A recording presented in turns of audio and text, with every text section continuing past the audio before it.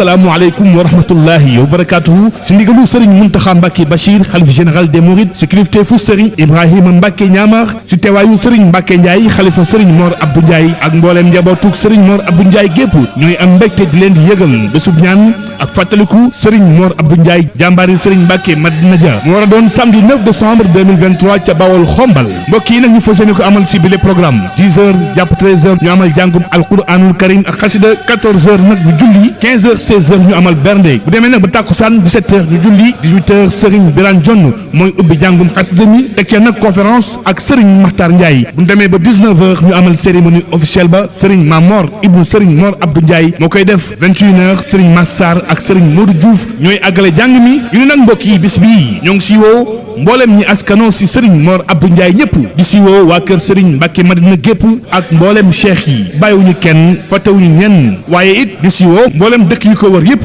bàyyiwuñu kenn di fàttali nag mbokk yi communiqué bii moo ngi bàyyeekoo ci jëwriñ daayira bi jëwriñ Abdou Mbaye